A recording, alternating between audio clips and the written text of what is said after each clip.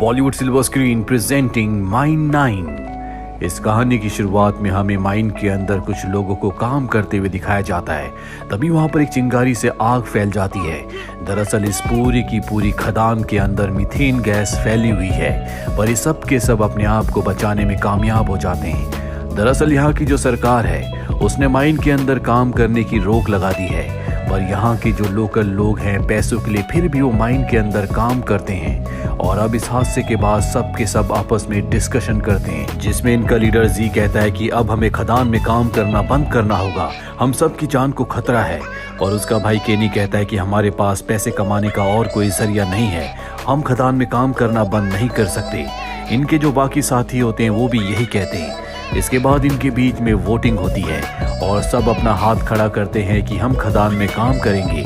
इसीलिए जी को भी अपना हाथ उठाना पड़ता है, पर वो अपने भाई केनी से कहता है कि तुम अपने बेटे को खदान में काम करने के लिए मत लाना। सब के सब वहाँ से चले जाते हैं। 2 दिनों के बाद जी एक बर्थडे पार्टी पे जाता है, जहाँ पर केनी और उसका बेटा रैन भी होता है। और केनी अपने बेटे रैन को भी लाना चाहता है, हालांकि जी ने उसे मना किया था। केनी का बेटा बहुत ज्यादा डरा हुआ होता है, क्योंकि उसे पता है कि खदान में बहुत खतरा होता है। इसीलिए वो बहुत सारे सवाल पूछ रहा होता है, जो बात केनी को अच्छी नहीं लगती। वो अपने बेटे पर गुस्सा हो जाता है। और अब जी जो अच्छी तरह जानता है कि माइन यानी खदान के अंदर बहुत खतरा है, वो इंचार्ज के पास जाता है और कहता है कि नीचे पानी बहुत ज्यादा भर रहा है, हमें पाइप की जरूरत है। पर वो कहती है कि मेरे पास पाइप का बजट नहीं है।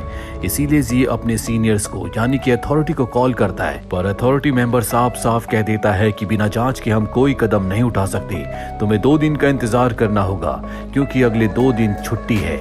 जी 2 दिन तक नहीं रुक सकता, क्योंकि उसके लोग नहीं रुकेंगे।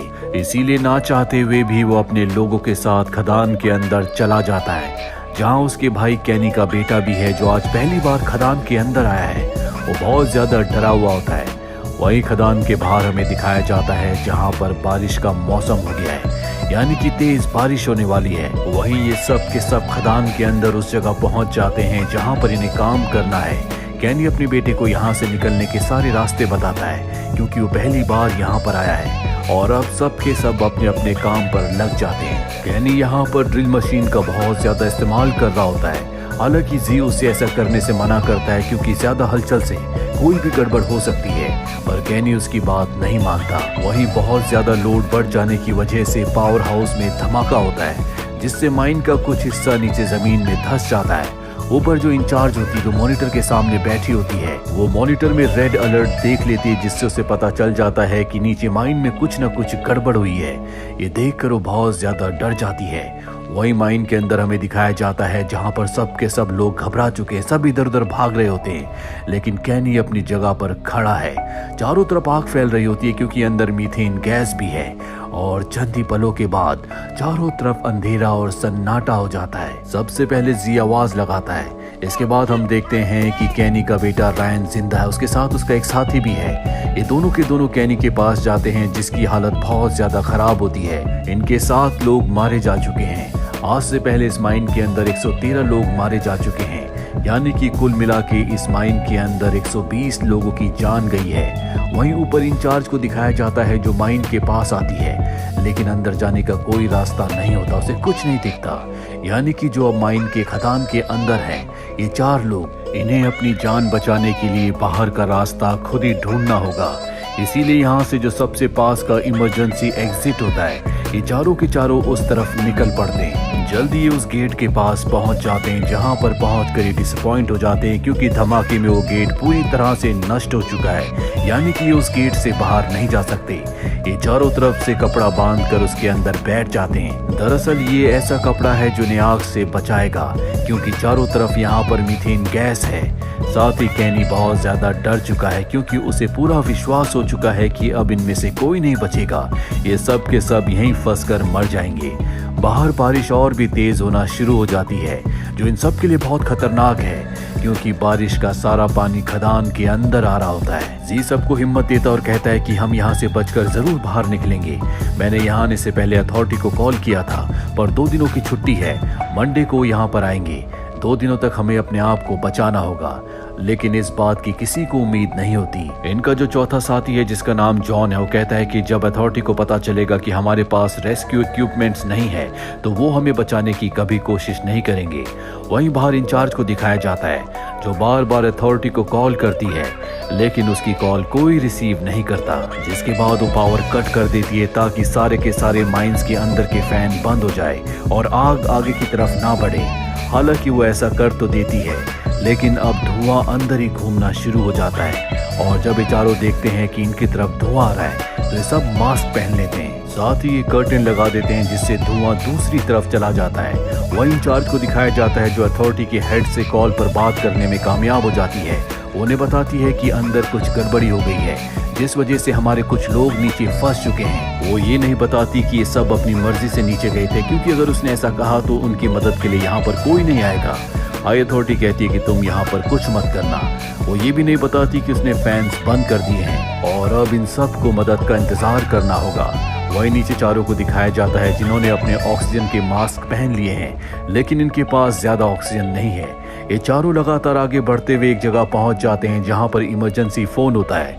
ये उस फोन से इंचार्ज को कॉल करते हैं। लकीली इनका फोन लग जाता, पर इससे पहले कि ये इंचार्ज को अपनी लोकेशन बताते वहां पर माइन धंस जाती है जिसमें जॉन का पैर टूट जाता है और अब इनकी मुसीबतें और भी बढ़ चुकी हैं। पर अब इंचार्ज के पास रेस्क्यू टीम पहुंच चुकी है जो उससे कहते हैं कि हम नीचे तभी जाएंगे जब हमें ये कंफर्म हो जाएगा कि नीचे कोई खतरा नहीं है, नहीं तो ऐसे में हमारी भी जान चली जाएगी। यहाँ इंचार्ज को पता है कि उन लोगों के पास ज्यादा वक्त नहीं है क्योंकि जल्दी उनका ऑक्सीजन खत्म हो जाएगा। खदान के अंदर चारों लगातार आगे बढ़ते चले जाते हैं क्योंकि इन्हें खदान के चप्पे चप्पे के हर एक रास्ते के बारे में पता है। एक दरवाजे तक पहुंच जाते हैं जो बंद होता है। किसी तरह से ये उस दरवाजे को खोलते हैं जहां से बहुत सारा पानी अंदर आ जाता है क्योंकि बारिश की वजह से सारा पानी इस दरवाजे के सामने रुक चुका था और अब ये पानी में डूबने लगते हैं और इन्हें अपनी जान बचानी है तो इन्हें बाहर की तरफ यानी कि आगे की तरफ बढ़ना होगा। ये पानी में आगे बढ़ने लगते हैं। जॉन जिसका पैर टूटा हुआ है तभी वो एक पत्थर से टकराता है जो पानी के साथ बह रहा होता है और जॉन उसी पत्थर के साथ बह जाता है जिसमें उसकी मृत्यु हो जाती है। ये तीनों के तीनों आगे एक चेम्बर तक पहुंच जाते हैं जहां पर इन्हें सांस लेने की जगह मिल जाती है। वही रेस्क्यू टीम को दिखाया जाता है जो अपने आप को एक वायर के साथ बांधकर नीचे की तरफ जा रहे होते हैं। इन्हें आगे जाने का रास्ता मिल जाता है जो एक शाफ्ट तक जाता है और शाफ्ट के दूसरी तरफ ये तीनों के तीनों लोग फंसे हुए हैं। कैनी जो अब जीने की सारी उम्मीदें खो चुका है, उसे हेलुसिनेशन होना शुरू हो जाते हैं। जी उसके पास जाता और उसे समझाता है। तभी उसका पैर एक हाथ पर पड़ता है जो इन्हीं के एक साथी का होता है जो पत्थरों की दीवार के दूसरी तरफ है। वो कहता है कि तुम्हें मेरा हाथ काटना होगा, यहाँ पर फोन है जिससे मैं इंचार्ज को कॉल कर सकता हूँ, तभी हम सब बच पाएंगे।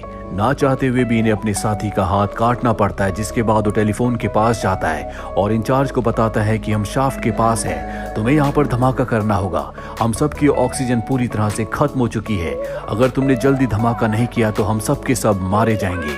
और अब इंचार्ज कुछ लोगों को लेकर शाफ्ट की तरफ बढ़ती है। वहीं कैनी के बेटे रैन की ऑक्सीजन अब पूरी तरह से खत्म हो चुकी है, इसीलिए कैनी अपना मास्क उतार कर उसे लगा देता है क्योंकि उसे पता है कि अगर उसने ऐसा नहीं किया तो उसके बेटे की मृत्यु हो जाएगी। जी अपना मास्क निकालता और अपने भाई कैनी को लगा देता है, हालांकि कैनी मना करता है।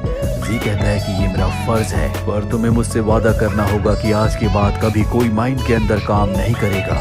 ये कहते कहते उसकी मृत्यु हो जाती है और अब इन दोनों की भी ऑक्सीजन खत्म होने वाली है। इनका जो दूसरा साथी दीवार के दूसरी तरफ है वो भी अब बेहोश हो चुका है। पर अब शाफ्ट के बाहर इंचार्ज कुछ लोगों के साथ पहुंच चुकी है। वो कहती है कि दीवार से दूर हो जाओ, हम यहाँ पर धमाका करने वाले हैं। लेकिन कैनी, उसका बेटा रयान और साथ ही इनका तीसरा साथी जो दीवार की दूसरी तरफ है वो उनकी आवाज नहीं सुन पाते और तभी एक धमाका होता है।